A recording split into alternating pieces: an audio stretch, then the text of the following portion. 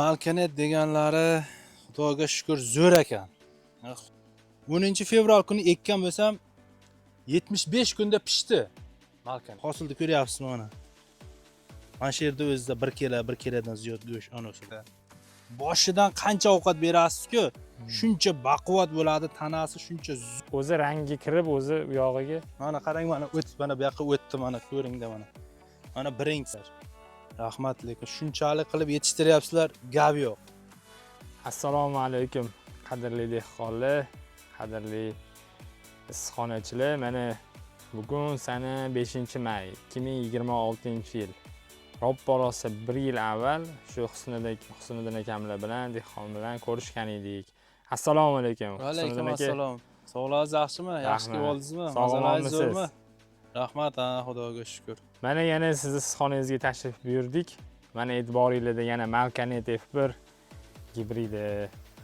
Mana dehqonlar bilan уже bu gibrid 3-yil mana 3 yildan oshyapti.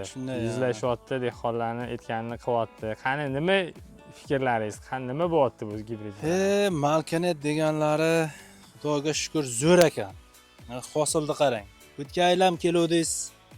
Mana qarang, birinchisi, mana ikkinchisi, mana uchinchisi, to'rtinchisi.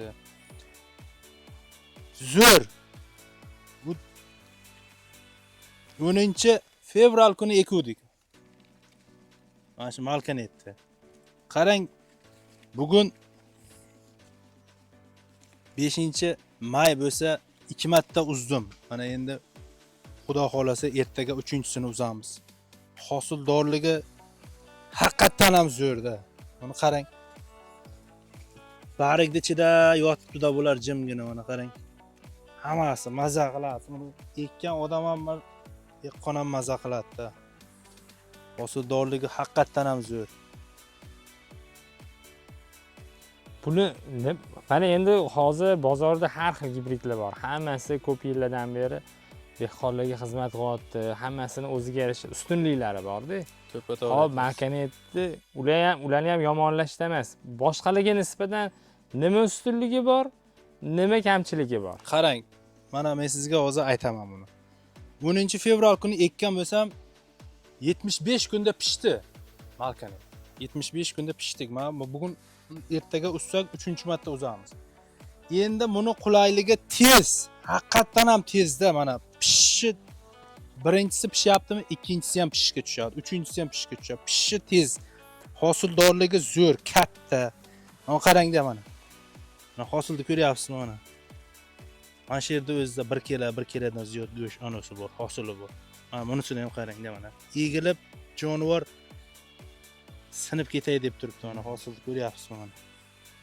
Bundan yana nima kerak? Lekin pishishga mana qarang, narigi betlarni. Birinchisi pishyapti, mana qarang. Ikkinchisi ham pishay deb qo'yapti, mana qarang. Hosilni qarang kattaligini ham. Ovqati ham yaxshi edi, yaxshi bo'ladi. Tez bo'ladi, tez. Lekin to'g'ri aytayapti, masalan, bo'shab qoladi deydi. Yo'q, bo'shashi azotlik ovqat kamroq berish kerak bunga. Ham suvni yaxshi ko'radi.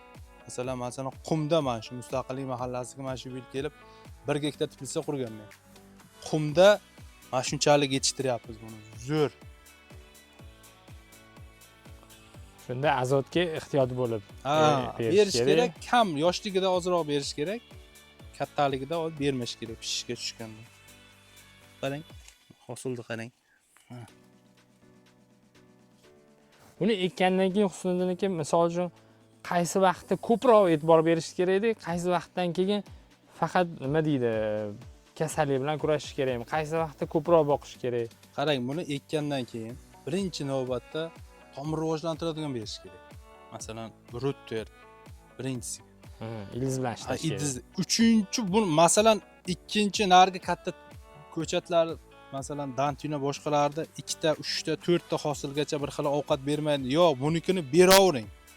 Boshidan bering ovqatni. Boshidan qancha ovqat berasiz-ku, shuncha baquvvat bo'ladi, tanasi shuncha zo'r bo'ladi, hosili katta-katta bo'ladi. Buni o'sari yo'qda, buni 5 tadan keyin o'zi to'xtab qoladi. Bolani shunday katta qilib tashlaydi. O'zi katta qilib tashlaydi buni.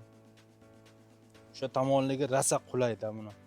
Demak, boshida iloji boricha ko'proq tugdirib, Ha, semirtirib boqib olsa, baquvvat qilib olsangiz, yog'iga o'zi zo'rib ketaveradi. Qarang, o'zi rangiga kirib, o'zi yog'iga. mana qarang, mana o'tib, mana bu yoqqa o'tdi, mana ko'ringda mana.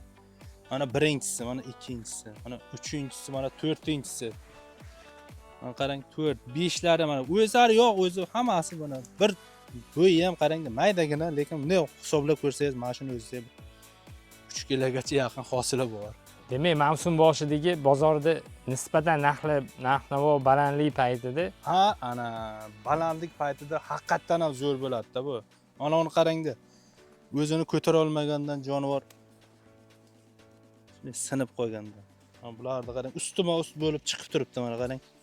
Mana birinchisi, mana ikkinchisi, mana uchinchisi, mana to'rtinchisi, mana beshinchisi olmaydi. Pishishga tushsa bir maza qilib pishadi-da, bu birinchisi ham katta bo'lib pishib ketaveradi. Ana qarang, ko'ryapsiz. 4 tasi ham pishib turibdi pashta. Hosildorligi zo'r.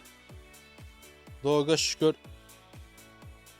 Ekyapmiz, Xudo barakasini bersin, baraka topyapmiz. Yashaylar. Rahmat, lekin shunchalik qilib yetishtiryapsizlar, gap yo'q. Bundan ham zo'rlarini yetishtiringlar, biz ekaylik. Xursand bo'lsin dehqonlar, xalqlar. Maza qiladi.